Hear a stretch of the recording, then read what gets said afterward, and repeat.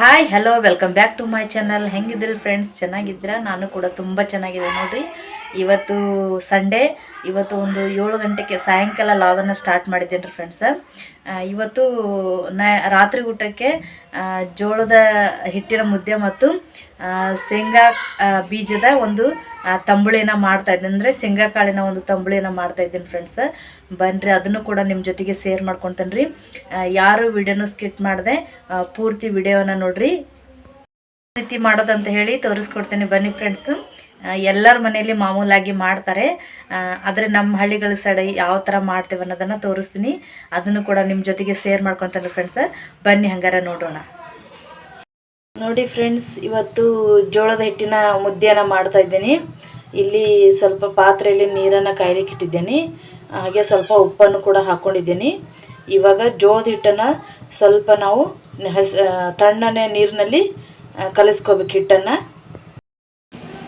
ನೋಡಿರಿ ಫ್ರೆಂಡ್ಸ, ನಾನಿಲ್ಲಿ ಜೋಳದ ಹಿಟ್ಟನ್ನು ತಗೊಂಡಿದ್ದೀನಿ. ಇದರಲ್ಲಿ ಸ್ವಲ್ಪ ಹಿಟ್ಟನ್ನು ತಗೊಂಡು ನಾನು ತಣ್ಣೀರಲ್ಲಿ ಕಲಿಸ್ತೇನೆ ಆ ಹಿಟ್ಟನ್ನು. ನೋಡಿ ಫ್ರೆಂಡ್ಸ್, ಆಗಲೇ ತೋರಿಸಿದ್ನಲ್ಲ, ಆ ಹಿಟ್ಟಲ್ಲಿ ನಾನು ಒಂದು ಅರ್ಧ ಹಿಟ್ಟನ್ನು ತಣ್ಣೀರಿನಿಂದ ಕಲಿಸ್ಕೊಂಡಿದ್ದೀನಿ. ಇವಾಗ ಕುದಿಯೋ ನೀರಿಗೆ ನಾನು ಈ ಹಿಟ್ಟನ್ನು ಹಾಕ್ತೀನಿ. ಇವಾಗ ಕಲಿಸ್ಕೊಂಡು ಇಟ್ಕೊಂಡಿದ್ದೆನಲ್ಲ ಫ್ರೆಂಡ್ಸ್, ಆ ಹಿಟ್ಟನ್ನು ನಾನು ಈ ಕುದಿಯೋ ನೀರಿಗೆ ಹಾಕ್ತಾ ಇದ್ದೀನಿ. ಯಾವುದೇ ರೀತಿ ಗಂಟುಗಳು ಆಗದಂಗೆ ಕೈ ಆಡ್ಕೊಳ್ತಾ ಇರ್ಬೇಕು ರೀ, ಇಲ್ಲಾಂದ್ರೆ ಗಂಟು ಹಾಕತ್ಬಿಡ್ತಾವೆ, ಮುದ್ದೆ ಚೆನ್ನಾಗಿ ಬರೋಲ್ಲ. ಗಂಟಿದ್ರೆ ಬಾಯಲ್ಲಿ ಗಂಟು ಬರುತ್ತೆ, ಊಟ ಮಾಡೋಕೆ ಅಷ್ಟೊಂದು ಟೇಸ್ಟ್ ಅನ್ಸಲ್ರಿ. ಗಂಟುಗಳು ಆಗದಂಗೆ ಕೈ ಆಡ್ಕೋಬೇಕ್ರಿ ಹಿಟ್ಟನ್ನು ಪೂರ್ತಿ.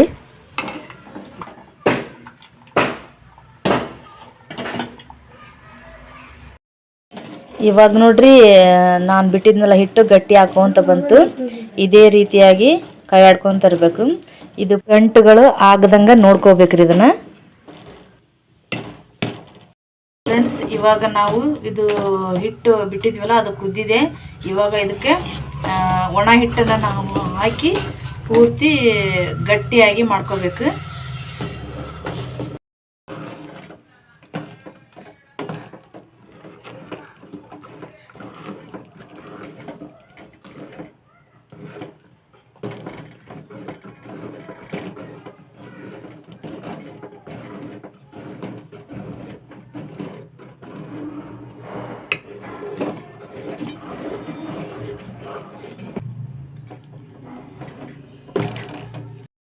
ನಿಮಗೆ ಒಲೆ ಮೇಲಿಟ್ಟು ಹಾಕಕ್ಕೆ ಬರಲಿಲ್ಲ ಅಂದರೆ ಕೆಳಗಡೆ 2 ಬಟ್ಟೆ ತೊಗೊಂಡು ನಾವು ಗಟ್ಟಿಯಾಗಿ ಹಿಡ್ಕೊಂಡು ಈ ಒಣ ಹಿಟ್ಟನ್ನು ಹಾಕಿ ಪೂರ್ತಿ ಕೈ ಆಡ್ಕೋಬೇಕ್ರಿ.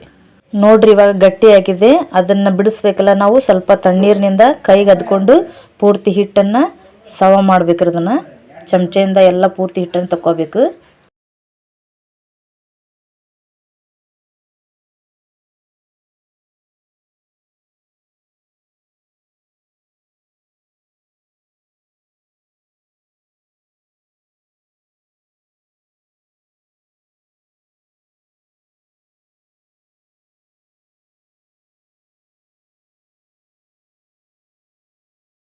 ಇವಾಗ ನೋಡಿ ಫ್ರೆಂಡ್ಸು, ಒಣ ಹಿಟ್ಟನ್ನು ಹಾಕಿ ಮುದ್ದೆಯನ್ನು ಮಾಡಿದ್ದೀನಿ. ಇವಾಗ ಲೋ ಫ್ಲೇಮಲ್ಲಿ ಇಟ್ಟು ನಾವು ಇದನ್ನು ಸ್ವಲ್ಪ ಒಂದು 2 ರಿಂದ 3 ನಿಮಿಷ ಒಲೆ ಮೇಲೆ ಬಿಡಿ.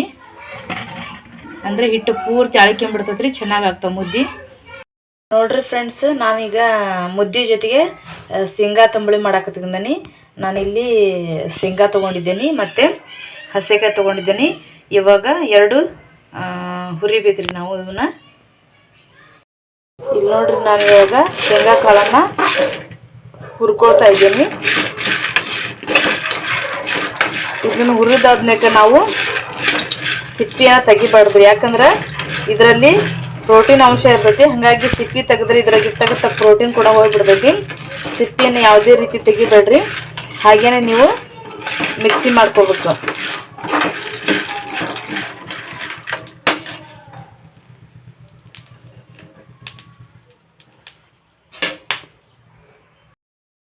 ಇವಾಗ ಹಸಿ ಮೆಣಸಿನ್ಕಾಯಿನ ಹುರ್ಕೊಳ್ತೇನೆ ರೀ. ಈ ಶೇಂಗಾ ತಂಬಳಿಗೆ ಹಸಿ ಮೆಣಸಿನ್ಕಾಯಿ ಹಾಕಿದರೆ ಟೇಸ್ಟ್ ಇದೆ.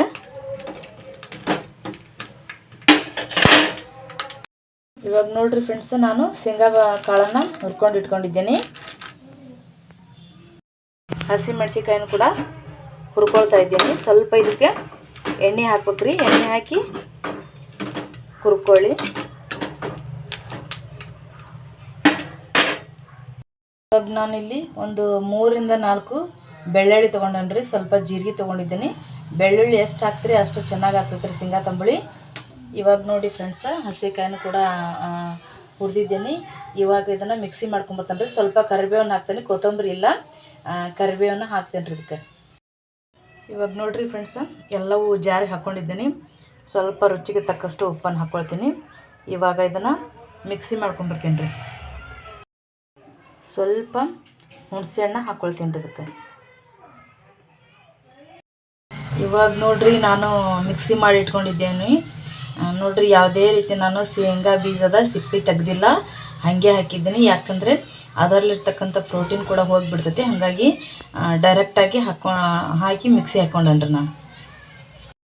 ನೋಡಿ ಫ್ರೆಂಡ್ಸ್, ನಾನು ಇವಾಗ ಇದಕ್ಕೆ ಯಾವುದೇ ರೀತಿಯ ಒಗ್ಗರಣೆನ ಹಾಕ್ತಾಯಿಲ್ಲ. ಇದು ಹಸಿ ತಂಬುಳಿ ಅಂತ ಹೇಳಿ ಶೇಂಗಾದ್ದು. ಇದಕ್ಕೆ ಯಾವುದೇ ರೀತಿಯ ಒಗ್ಗರಣೆ ಹಾಕಲ್ಲ ಮತ್ತು ಇದನ್ನು ಒಲೆ ಮೇಲೆ ಇಟ್ಟು ಕಾಯಿಸಲ್ಲ. ಡೈರೆಕ್ಟಾಗಿ ತಣ್ಣೀರನ್ನು ಹಾಕ್ಕೊಂಡು ಕಲಸೋದಷ್ಟೇ.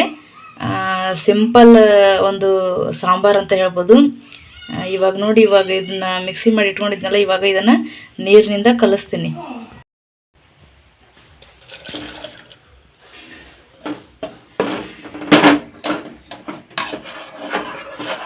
ನೋಡಿ, ನಾನು ಯಾವುದೇ ರೀತಿಯ ಒಗ್ಗರಣೆ ಹಾಕಿಲ್ಲ, ಹಾಗೆ ಡೈರೆಕ್ಟಾಗಿ ನೀರನ್ನು ಹಾಕ್ಕೊಂಡು ಕಲಿಸ್ಕೊಳ್ತಾ ಇದ್ದೀನಿ ಇದನ್ನು.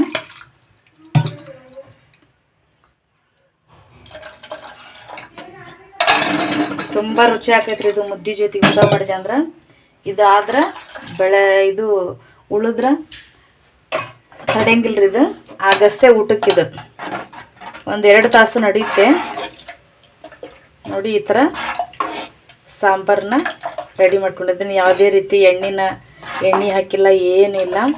ಡೈರೆಕ್ಟಾಗಿ ಸಾಂಬಾರು ರೆಡಿ ಆಯ್ತು ನೋಡಿರಿ. ಇವಾಗ ಶೇಂಗಾ ತಂಬುಳಿ ಮತ್ತು ಮುದ್ದೆ. ನಮ್ಮ ಸೈಡ್, ಉತ್ತರ ಕರ್ನಾಟಕ ಸೈಡ್ ಜಾಸ್ತಿ ಮಾಡ್ತೀರಿ ಇದನ್ನ.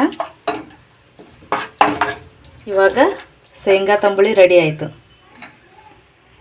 ಬೇಕಾದರೆ ಉಪ್ಪು ಕಡಿಮೆ ಅನಿಸಿದೆ ಅಂದ್ರೆ ಬೇಕಾದರೆ ಮೇಲೆ ರುಚಿಗೆ ತಕ್ಕಷ್ಟು ಉಪ್ಪನ್ನು ಸೇರಿಸ್ಕೋಬೋದ್ರಿ. ನೋಡಿರಿ, ಇವಾಗ ಮುದ್ದೆಯನ್ನು ಕಟ್ಕೊಳ್ತಾ ಇದ್ದೀನಿ. ಒಂದು ತಾಟಿಗೆ ಒಂದು ಸ್ವಲ್ಪ ನೀರನ್ನು ಹಚ್ಚಿ, ಕೈಗೆ ಸ್ವಲ್ಪ ನೀರನ್ನು ಹಚ್ಕೊಂಡು ಮುದ್ದೆಯನ್ನು ಮಾಡ್ತಾ ಇದ್ದೀನಿ ರೀ.